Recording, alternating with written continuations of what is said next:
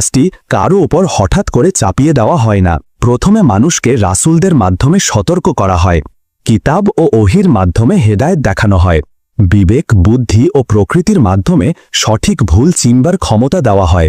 এরপরও যারা অহংকার করে, সত্য প্রত্যাখ্যান করে, তাদের জন্য জাহান্নাম।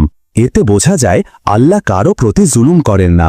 জাহান্নামের শাস্তি সদার জন্য সমান নয়। আল্লাহ প্রত্যেককে তার অপরাধ অনুযায়ী শাস্তি দেবেন। কাফের, মুশরিক ও মুনাফিকদের জন্য সর্বনিম্ন স্তরে ভয়াবহ শাস্তি, আর মুমিনদের কেউ বড় গুনাহ করলে এবং আল্লাহ ক্ষমা না করলে তাকে অস্থায়ী শাস্তি দেওয়া হবে।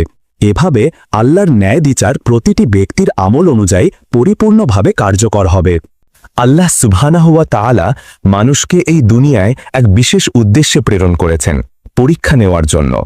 পৃথিবীর জীবন কোনো চূড়ান্ত গন্তব্য নয়, বরং এটি একটি অস্থায়ী মঞ্চ, যেখানে প্রতিটি মানুষ তার আমল, ঈমান, চরিত্র এবং আচরণের মাধ্যমে নিজের ভবিষ্যৎ ঠিক করছে।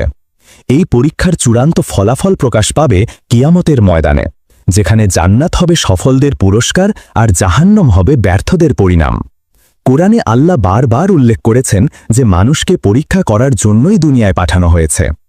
আমি মানুষকে পরীক্ষা করার জন্যই সৃষ্টি করেছি, কে ভালো আমল করে তা যাচাই করার জন্য। সূরা আল মুলক। এখান থেকে পরিষ্কার যে দুনিয়ার জীবন একটি পরীক্ষা কেন্দ্র। যেমন স্কুলের শিক্ষার্থীরা পরীক্ষা দেয়, শেষে ফলাফল ঘোষণা হয়, তেমনি মানুষ দুনিয়ায় পরীক্ষা দিচ্ছে এবং আখিরাতে তার ফলাফল ঘোষণা করা হবে। মানুষকে নানা দিক দিয়ে পরীক্ষা করা হয়। ঈমানের পরীক্ষা, আল্লাহ ও তার রাসূলকে মেনে চলা না অস্বীকার করা। ধন সম্পদের পরীক্ষা, সম্পদ আল্লাহর পথে ব্যয় করবে নাকি অপচয় ও অহংকারে ব্যবহার করবে। ক্ষমতা ও পদমর্যাদার পরীক্ষা, ন্যায় প্রতিষ্ঠা করবে নাকি জুলুম করবে। সুখ দুঃখের পরীক্ষা, কষ্টে ধৈর্য ধরবে নাকি অভিযোগ করবে।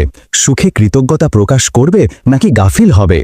এই পরীক্ষার মধ্যে যারা আল্লাহর নির্দেশ মেনে চলে তারাই সফল, আর যারা অবাধ্য হয় তারাই ব্যর্থ।